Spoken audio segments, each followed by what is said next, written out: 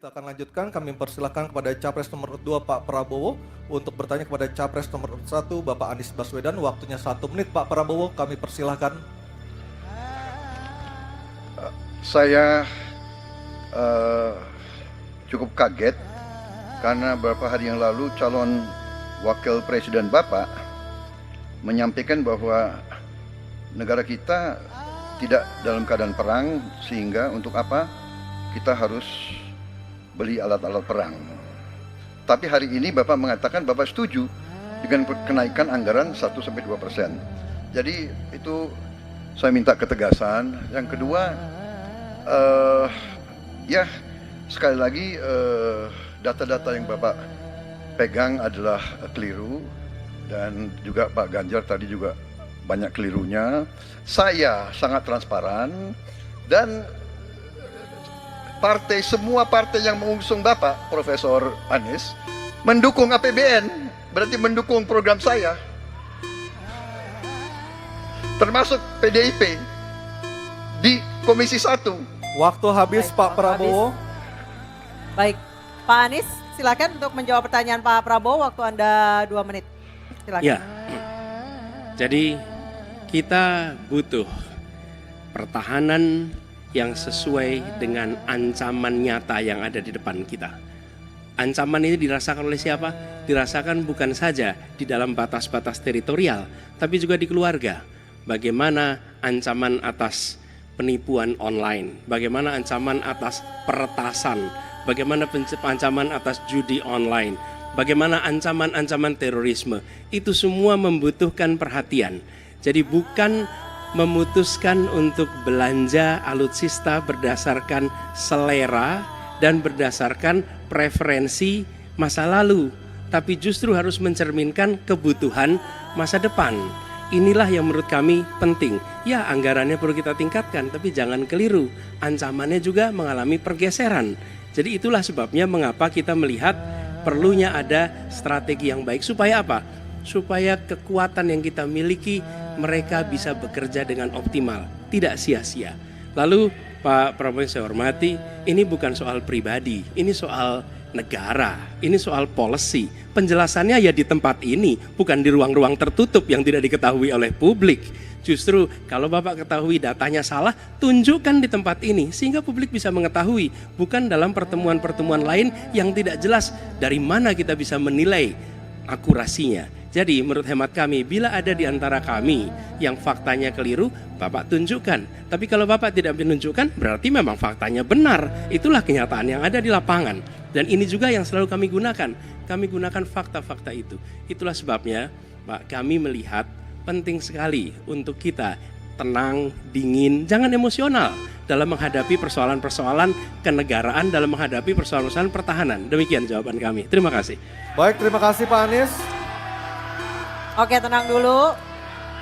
Tenang dulu. Mohon tenang Bapak dan Ibu, mohon tenang supaya kita bisa mendapatkan intisari dari jawaban maupun pertanyaan dari ketiga capres kita ini. Dan kami persilakan Pak Prabowo untuk menanggapi Pak Anies dalam waktu 1 menit Pak. Kami persilakan Pak Prabowo. Pak Anies.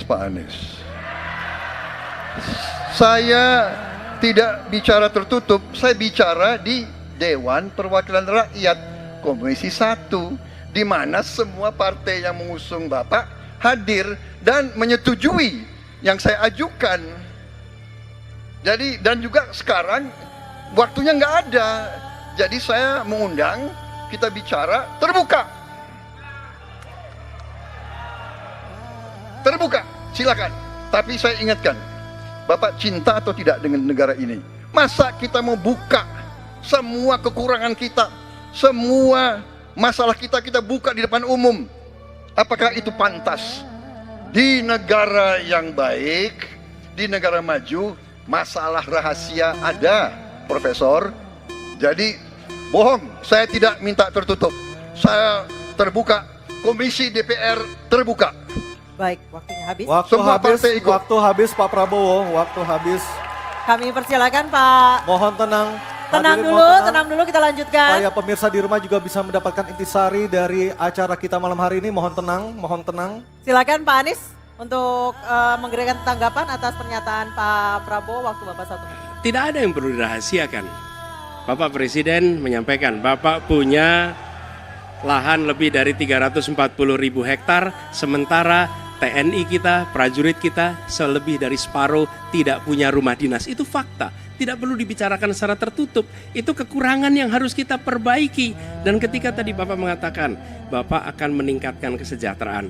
Pak, Bapak ini sudah Menhan selama 4 tahun, hampir 5 tahun. Bukan calon Menhan, jadi harusnya menunjukkan inilah yang sudah saya kerjakan, bukan mengatakan apa yang akan dilakukan. Nah, saya menyampaikan bila saya ditugasi maka kenaikan gaji dilakukan tiap tahun, maka perumahan prajurit TNI dipastikan dibangun sehingga mereka tidak perlu ngekos, tidak perlu mereka sewa, dan mereka bisa tenang. Mereka diminta mempertahankan setiap jengkal, tapi kita tidak memberikan tempat tinggal bagi mereka berdinas. Itu tidak benar, itu harus dikoreksi. Baik, waktu habis. Terima kasih Pak Anies. Mohon tenang Bapak dan Ibu, mohon tenang, mohon tenang, mohon tenang. Tenang dulu yuk Mohon supaya kita tenang, bisa Bapak dan lanjutkan Ibu. acaranya. Mohon tenang dulu. Mohon tenang. Mohon tenang menjaga ketertiban. Kita berikan hak yang sama kepada 3 capres kita. Mohon tenang, mohon tenang. Dan kita akan memasuki sesi tanya jawab yang terakhir, yakni calon presiden nomor urut 3 Pak Ganjar Pranowo dan calon presiden nomor urut 2 Bapak Prabowo Subianto untuk saling tanya jawab dan menanggapi. Dan kami silakan Pak Ganjar untuk bertanya kepada Pak Prabowo. Waktu Anda 1 menit. Silakan Pak Ganjar. Terima kasih. Pak Prabowo, saya senang sekali Bapak memantik saya, data saya tidak benar. Silakan bantah data saya hari ini, Pak. Dan saya izinkan kalau ada staf mau bantu, silakan berdiri di sebelahnya. Izinkan.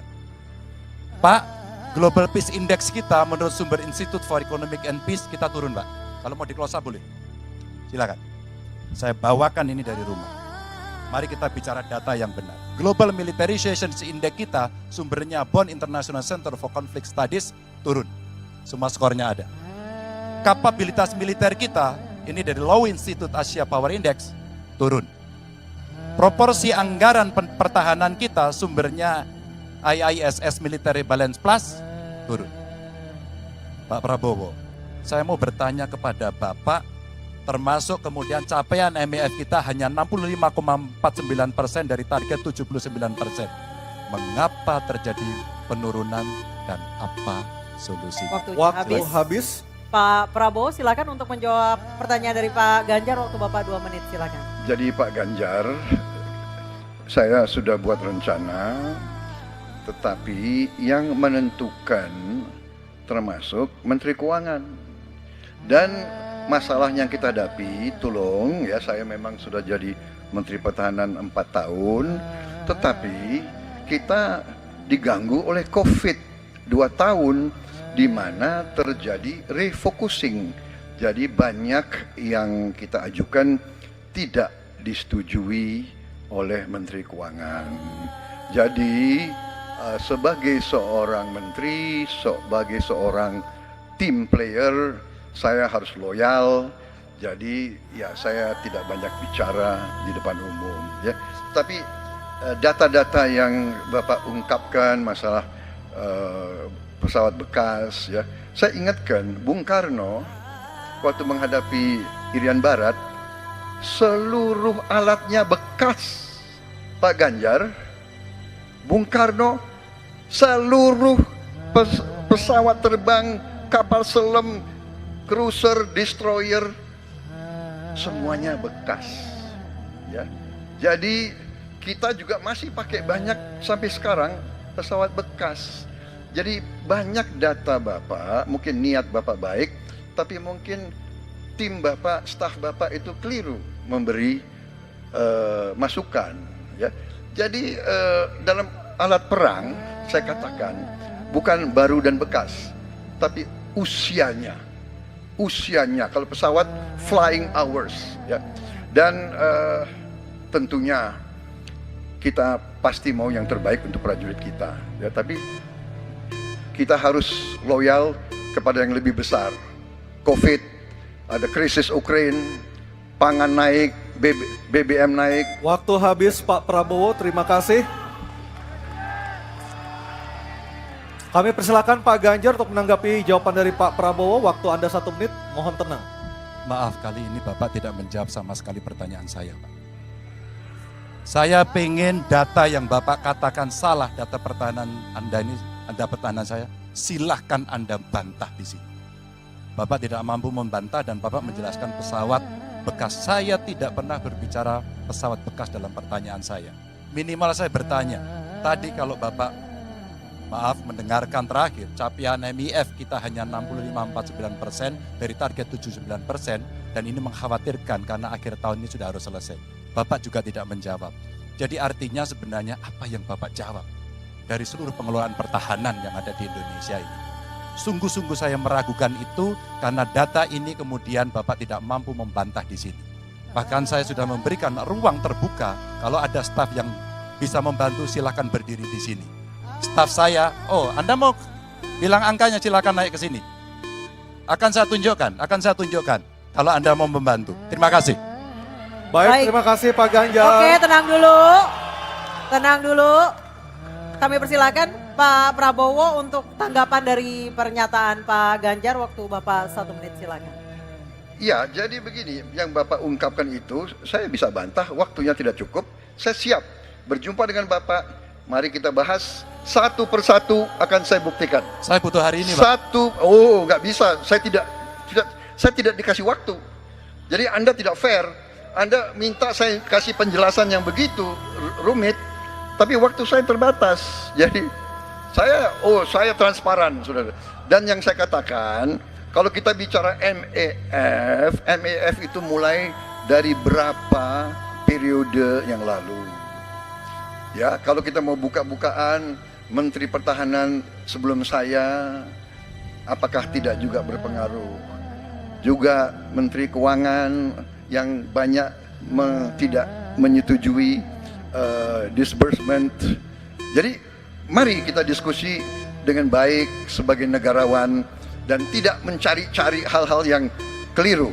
Waktu Terima kasih. habis Pak Prabowo, terima kasih. Kita berikan apresiasi untuk ketiga.